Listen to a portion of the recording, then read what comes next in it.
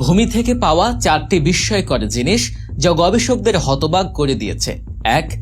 আমেরিকায় এক কৃষকের পাওয়া প্রাচীন বিশাল মাথার খুলি খনন করার পর তিনি দেখতে পান এটা একটা বিশাল আকৃতির মাথার খুলি।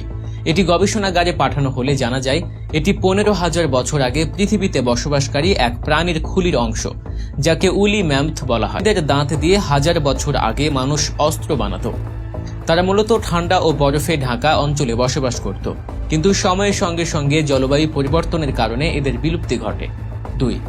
আর্জেন্টিনায় পাওয়া এক বিশাল ও রহস্যময় শেল।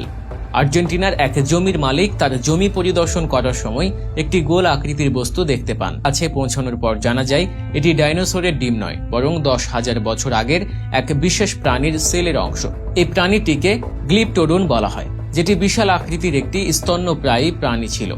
যায় এই সেলের ওজন ছিল 1100 কেজি, যা থেকে বোঝা যায় পুরো প্রাণীটি কত বিশাল আকৃতি ছিল। 3.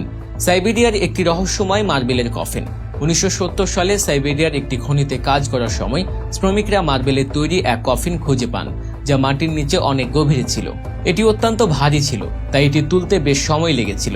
একদম নতুন মৃতদেহের মতোই লাগছিল। কফিনের ভেতরে একটি গোলাপি রঙের তরল পদার্থ ছিল, যাতে দেহটি সংরক্ষিত ছিল। যখন এই দেহটি কফিন থেকে বের করা হয় তখন এটি দ্রুত পৌঁছতে শুরু করে। এই আবিষ্কারটি বিজ্ঞানীদের অবাক করে দেয় এবং সেই তরল নিয়ে গবেষণা শুরু হয়। বোঝা যায় সে যুগের মানুষ বিজ্ঞানের ক্ষেত্রে অত্যন্ত উন্নত ছিল। 4.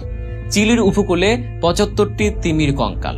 চিলির উপকূলীয় মহাসড়ক সংস্কারের সময় এক পাহাড়ি এলাকায় 120 ফুট উঁচুতে প্রায় 75টি তিমির কঙ্কাল পাওয়া যায়। আশ্চর্যের বিষয় হলো খতিয়ে দেখে জানতে পারে এগুলো 20 লক্ষ থেকে 70 লক্ষ বছর আগে তিমির কঙ্কাল, যখন এই অঞ্চলটি আসলে সমুদ্রের তীরে ছিল। গবেষকদের মতে তিমিগুলো হয়তো কোনো রোগে আক্রান্ত সমুদ্রের তীরে এসে মারা গিয়েছিল। তবে একসঙ্গে এত তিমি এক জায়গায় কিভাবে মারা গেল তা আজও রহস্য হয়ে আছে।